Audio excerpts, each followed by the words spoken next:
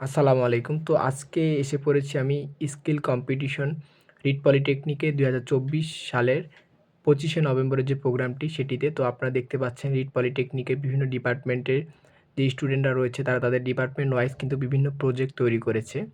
তো এখানে যে ডিপার্টমেন্টগুলো রয়েছে electrical, civil, mechanical, computer, electronics, textile এই ডিপার্টমেন্টগুলো সাধারণত বাংলাদেশে যে বিভিন্ন বেসরকারি পলিটেকনিক রয়েছে এগুলোর মধ্যে কিন্তু বর্তমানে রংপুরে যে প্রাইভেট পলিটেকনিকগুলো রয়েছে সাধারণত ইমেজ, রিট এই সকল পলিটেকনিক কিন্তু স্টুডেন্ট অনেক বেশি। সেক্ষেত্রে রংপুরের রিট পলিটেকনিক কিন্তু প্রতি বছর স্কিল কম্পিটিশন, নবীনবরণ এরকম কিন্তু বিভিন্ন প্রোগ্রাম হয়েই থাকে। তেমনই হচ্ছে ২০২৪ সালের যে ২৫শে নভেম্বরের প্রোগ্রামটি এটা মূলত কালকে ছিল। তো আজকে ভিডিওটা লেট করে আপলোড করা আমার। তো এখানে আমি গিয়েছিলাম, তো অনেক প্রোগ্রাম অনেক সুন্দর লেগেছে। তাদের যে সাজানো সব বিষয় সেগুলো অনেক সুন্দর ছিল। এর মধ্যে যারা ফার্স্ট, সেকেন্ড, থার্ড হয়েছে তাদেরকে ক্রেস্ট দেওয়া হয়েছে এবং সনদপত্র দেওয়া হয়েছে। এখানে বিভিন্ন পলিটেকনিকের যে উপাধ্যক্ষ স্যাররা তারা ছিলেন এবং অনেক কিন্তু গেস্ট ছিলেন যারা এবং হচ্ছে এখানে ছিলেন উপস্থিত রংপুরে যে তিস্তা ইউনিভার্সিটি রয়েছে, তিস্তা ইউনিভার্সিটির যে চেয়ারম্যান তিনিও।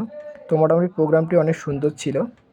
এর মধ্যে ফার্স্ট হয়েছে ইলেকট্রিক্যালের যে রোবোটিক্সের যে প্রজেক্টটি ছিল সেটা, এবং হচ্ছে সেকেন্ড হচ্ছে মেকানিক্যালের যে পানির লেভেল এটা, এবং থার্ড হচ্ছে কম্পিউটারের যে তারা প্রজেক্ট তৈরি করেছিল সেটিতে।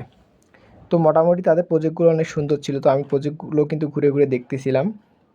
তো এখানে দেখেন, আপনারা দেখতে পাচ্ছেন যে বিভিন্ন সিভিলের প্রজেক্ট ছিল, ওয়াটার রিসাইক্লিং, এরকম কিন্তু বিভিন্ন সুন্দর সুন্দর প্রজেক্ট ছিল। তো মোটামুটি বাংলাদেশের বিভিন্ন বেসরকারি পলিটেকনিকগুলোতে কিন্তু এই সকল প্রোগ্রাম আয়োজন করা হয়। তবে দেখা যায় যে রংপুরের মধ্যে এই প্রোগ্রামগুলো বেশি হয়ে থাকে প্রাইভেট পলিটেকনিকগুলোতে, যেহেতু এদের স্টুডেন্ট অনেক বেশি। কালকে মূলত এখানে প্রায় ২৩০০-র মতো স্টুডেন্ট ছিল, বিভিন্ন যে প্রোগ্রাম ছিল তাদের এইগুলোতে অ্যাটেন্ড করেছে। তো মোটামুটি অনেক সুন্দর প্রোগ্রাম ছিল, আমিও সেই প্রোগ্রামে ছিলাম।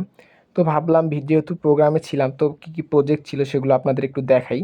তো এর জন্য হচ্ছে মূলত ভিডিওটা করা। তো আপনারা আপনাদের এই প্রজেক্টগুলো কেমন লেগেছে আপনারা কমেন্টে জানাবেন, এবং আপনারা যারা রিট পলিটেকনিক থেকে এই ভিডিওটা দেখতেছেন অবশ্যই আপনারা ভিডিওটা শেয়ার করে দিবেন। তো এছাড়াও এখানে কিন্তু তিস্তা ইউনিভার্সিটির একটা স্টল ছিল, যেটা হচ্ছে রিট পলিটেকনিকের যে আইডিয়াল গ্রুপ রয়েছে সেই গ্রুপের কিন্তু চেয়ারম্যানেরই প্রতিষ্ঠান তিস্তা ইউনিভার্সিটি রংপুরে, ইউজিসি প্রথম প্রাইভেট যে ইউনিভার্সিটি রয়েছে সেটারও একটা স্টল ছিল। তো আজকে এ পর্যন্তই।